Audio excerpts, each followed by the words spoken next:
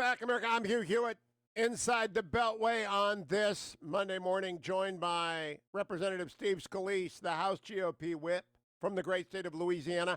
I believe that Representative Scalise has to be a Cleveland Browns fan now because in addition to OBJ and Jarvis Landry, the Browns added Grant Delpit and Jacob Phillips, both Cajuns, both Tigers. And I assume, Congressman Scalise, you are now a Browns fan? It's great to be with you. Well, lifelong Saints fan, but look, what a week for the Tigers. 14 players went into the NFL draft. Of course, you had Joe Burrow going number one to the Cincinnati Bengals. Luckily for them, they need to get a good offensive line and protect him. He'll do well for them. But the Saints are going to be competing for the Super Bowl this year. But a lot of LSU players all across the NFL. Now, look, Congressman, I just got to, I have to be straight with my audience. The Saints might make it to the Super Bowl, but they're going to run into OBJ and Jarvis and now Grant and Jacob as well. And so your Tiger loyalties have got to be in Cleveland. Look, my loyalty is going to be with LSU during the football season, which we are going to have a football season. But I'm going to be with the Saints. The Cleveland would be lucky to make it in there, but I'd be rooting for the Saints over Cleveland. All right. We'll have some LSU players on our roster too, by the way, on the Saints. So. Well, the LSU didn't do so badly, but of course Ohio State dominated the draft again. I just point that out, Congressman. Let's get to the serious stuff. Phase 4 is coming. Democrats would have you believe that the states just need a bunch of money. I talked to Leader McConnell last week and got Governor Cuomo all upset because I think in any Phase 4 you've got to give states some authorities like bankruptcy code authority because they just can't expect people to pay for that stupid train in California if they don't live in California. Well, and look, what was missed in that interview that you did with Mitch is Mitch talked about all the money that's already out there. There's, like you mentioned, trillions of dollars have been passed, and only a liberal state that had already had their own problems prior to COVID-19 would be talking about more money as Congress was on the verge of voting for another bill that had over $400 billion in aid to our small businesses who are struggling, to hospitals who are struggling. And we're also the president's talking on down about having hospitals do elective surgeries again, which, by the way, that's something that's critical to people's public health. Left out in this discussion about health as it relates to finding a cure for COVID-19 and better ways to deal with social distancing is that there are millions of people that aren't getting colonoscopies and mammograms and other life-saving procedures that would find something early that could ultimately save their life. Those things aren't happening, and those things need to happen. People need to be taking care of their public health as it relates to other things too. And so we need to be doing all this at the same time, but not talking about bailing out states that already had problems before COVID-19 because they were mismanaged, because they have high taxes. You go look at those states you mentioned, California, New York, New Jersey, people were leaving those states in droves. Businesses were leaving those states in droves. Prior to this, hopefully they'll learn lessons as they're working to recover and get their economies back after this tragedy. You don't want to see anybody have to go bankrupt, but give them the tools to hang on. And the tools to hang on are not going to be bailouts from the federal government. It's going to be realigning and fixing the problems that you had prior to COVID-19 that were creating millions of people wanting to leave your state. And I want to be clear, I've been a fan of Gavin Newsom, and I don't often say great things about him. I've been a fan of Andrew Cuomo. I think Governor Murphy in New Jersey, they've all done a good job, but they're running into a structural problem. California has a $10 billion reserve program. They've got $18 billion in aid coming, but they've got $10 billion in bond debt for a train that's never going to get built. They've got an unfunded pension liability that is staggering, as does Connecticut, as does Illinois, as do many of these states. I just think, as you said, you've got to give a toolbox to these states, and some of them are going to have to do what my beloved Orange County had to do, which is go through reorganization. It doesn't mean the end of the world. It just means a tool. And, of course, Andrew Cuomo started pounding the table talking about donor states, and I understand the politics. That's what New Yorkers do. The president does it, too. He yells at Mitch McConnell. But really, when you talk to your colleagues, they don't expect us to bail out municipalities and states that can't manage a ledger, do they? No, they don't. And again, lost in this is one more thing, and that is in phase 3, we just passed 3.5 in the CARES Act, which was passed weeks ago, there was $150 billion for states. And in Yep. fact, that money just got to New York last week. So Andrew Cuomo hasn't even had the opportunity to spend the bulk of the billions of dollars that he got out of that tranche of money. And again, instead of talking about what you're going to spend more money on in another bill that may not come, you should be focused on spending properly the billions that you literally just got in your bank account. And let me throw this suggestion out there, because this is something. Look, I come from New Orleans. We've had a lot of tragedies over years. And I remember after Hurricane Katrina, I was in the state legislature, and there was a civic movement behind this.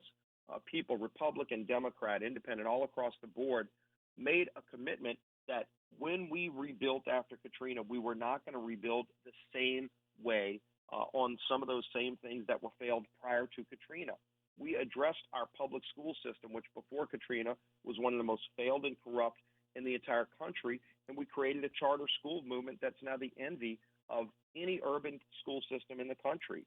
Nothing is perfect, by the way, but we dramatically improved a school system for kids who were being left behind. You had valedictorians that were graduating from high school before Katrina who couldn't pass the state exit exam, and now their schools fighting for those kids.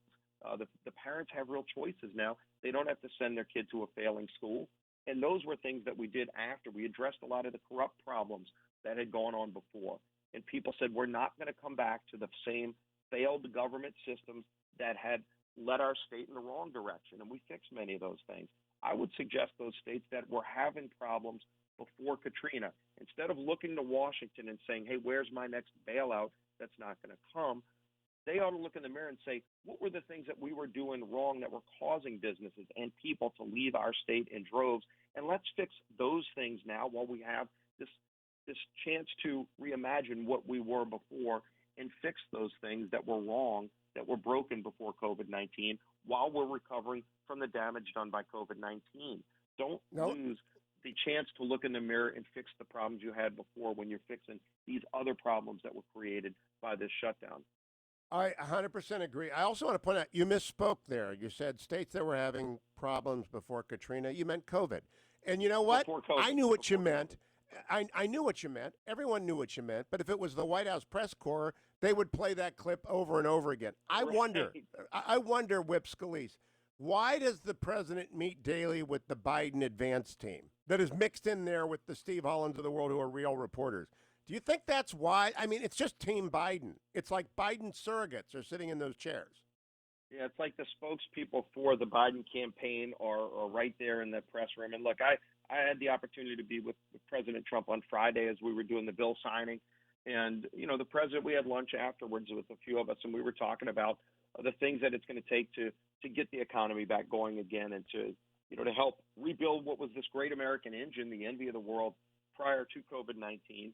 And the president's sole focus is on trying to make sure that families can recover from this, that all these small businesses that were doing so well prior to this shut-in period can come out of it again. You don't want to see people left behind in this, and the president's been focused on making sure that these trillions of dollars that have been spent are going to work for those families and for those businesses, and getting those hospitals back up and in rural areas all across America, the ag community, the energy sector.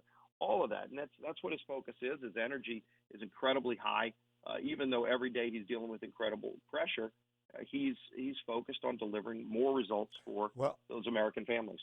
Interesting you mentioned that. I have a new sign on my call screen with GOP Whip Steve Scalise. It's got one declaration and two questions. It's the Chinese Communist Party stupid, which is about a James Carville in 1992. And then the two questions, free market capitalism or socialism. And I think they vote for McCarthy, Scalise, and the GOP in the fall if they want to go with free markets. And then Trump's energy and team or Biden's cluelessness and lethargy. Isn't that it in a nutshell? Aren't those the choices and the problems that we face?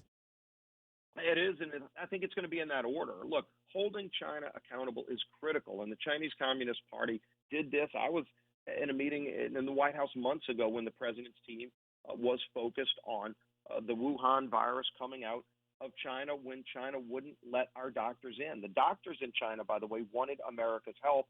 CDC, the president, wanted to help, and the Chinese Communist Party said, no, you can't come in. So we couldn't find out We were deprived weeks and weeks critically. The whole world was deprived those weeks where we could have found out more about this disease and stopped the spread throughout the world. The president did everything he could, saying we're going to not let flights come in from China. He was criticized by a lot of those leftists, by the way. But look, we're in the White House on Friday for a bill signing for a bill of over $400 billion that President Trump called on weeks ago. Speaker Pelosi held it up, and we all saw the game she tried to play to hold that relief up to those small businesses. And President Trump kept pushing on and saying, let's get this done. So we're at the bill signing. And what is the press asking about you? Are they asking about how many businesses are going to help from this, or how are families going to come through this? No, they're asking about all these unrelated things and, just their narrative on everything. So the president's keeping his focus, even though the press is trying to do everything they can to salvage Joe Biden's campaign. But my gosh, look at this. On the left, you're having a debate over whether Joe Biden should step down because of the new allegations, these new sexual allegations that keep coming out over him. And then he makes public appearances and gets criticized from the left for how poorly he's doing when he's out in public. So they go and hide him again for a few more weeks. In the end, the president's focus is on doing his job and delivering and leading. I mean, he's leading incredibly well through this. That's why I think you're going to see another 4 years of President Trump and a Republican House with a Republican Senate to go and get, as President Trump said, he turned our country and our economy around again once already. He's going to turn our country and economy around a second time to get us through this. Yeah, from MAGA to MEGA, to make the economy great again. GOP Whip Scalise, I don't talk about the allegations because I thought Brett Kavanaugh was really abused, and they don't reach my one standard, which is would a civil action survive a motion for summary judgment. But I am very concerned that Joe Biden is clueless and is lethargic and doesn't come out. 30 seconds. Is he going to be able to get away with not speaking to the press in a press conference kind of style, the way the president ebulliently enjoys most of the time? Well, look, there's going to be a day of reckoning where Joe Biden's going to have to face Donald Trump and the American people on a debate stage. And frankly, I'd like to see a number of debates. And I think people know where this is going to end up in terms of who's going to win those debates. I will predict this. Joe Biden's team is going to do everything they can to try to avoid having debates at all. And the American people are going to demand that the two candidates for presidents of the major parties stand up and face each other before the country and answer real questions, and then have the back and forth. Even though some of the announcers asking the questions will be in the tank for Biden, that's okay, because ultimately he's going to have to stand on his own 2 feet. Well, they ought to demand fairness in the panels as well. Representative Scalise, always a pleasure. Thanks for joining me, and go Tigers in Cleveland. That's your new mantra. Remember that. Go Tigers in Cleveland. Who dat? Go Tigers, and let's get a football season. We're ready to get out in a safer way and start getting out in public.